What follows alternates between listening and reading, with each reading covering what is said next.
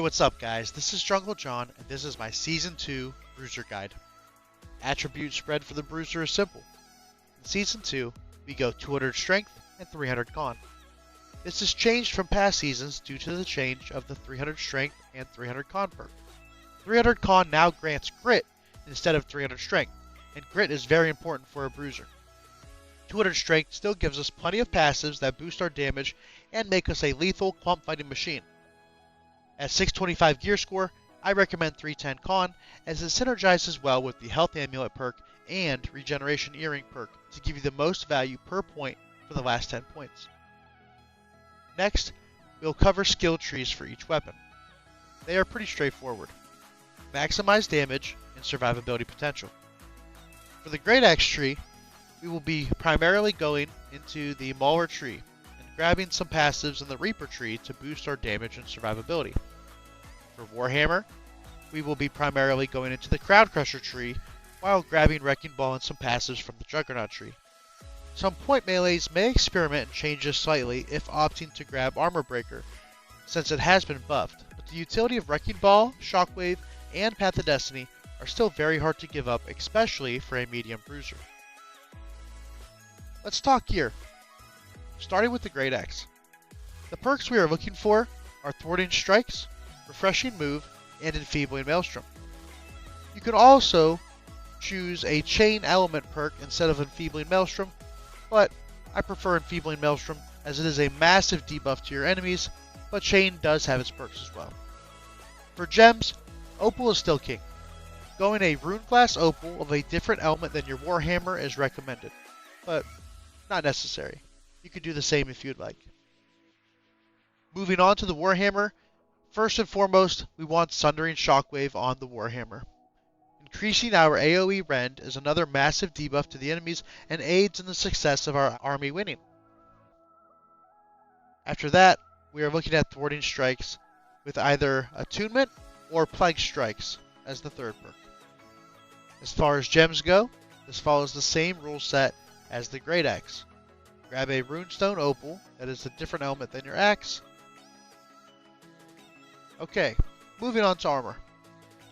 Right now, most top tier melee players are still running Elemental Aversion over Shirking Fortification. Most best in slot sets are running 4 Resilient, 5 Freedom, 5 Elemental Aversion, with Insatiable Gravity Well perk on the armor as well. Of course, you'll want Enfeebling Maelstrom and Sundering Shockwave on your weapons. One of the main reasons this is the current build is due to Detonate still being one of the biggest impacts on clump deaths.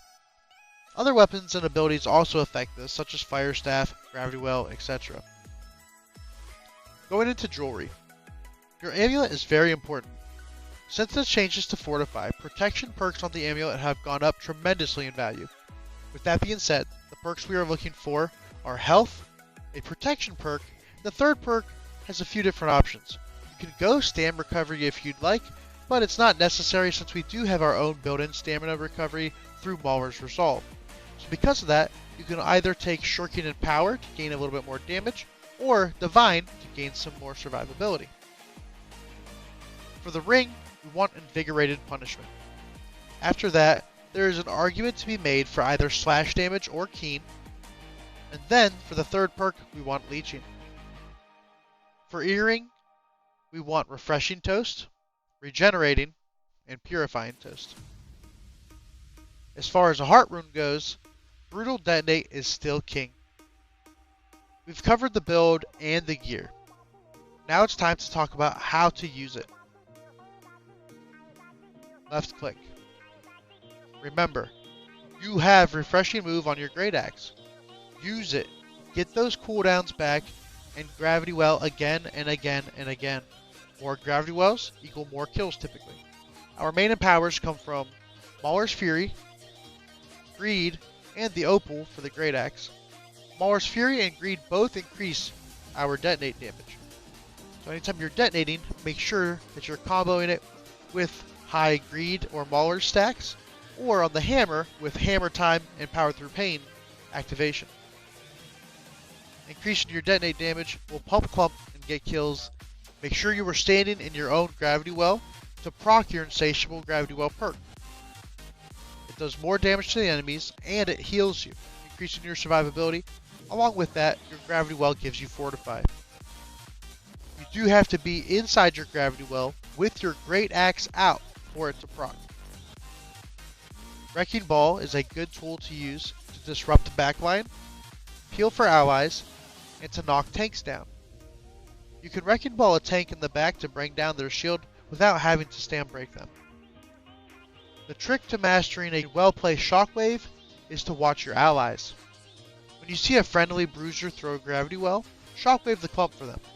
Use it to help set up your teammates' combos and increase your team's kill potential. There are many more advanced tips and tricks for the Great Axe Warhammer, which I will release in a future video. These are a few of the more basic / impactful ones to get you started. I appreciate your time and hope you learned something. Feel free to screenshot this quick reference guide so you have something to use when building out your Bruiser. Remember to like and subscribe if you want to see more content like this. Thanks guys, and have a good one. Peace.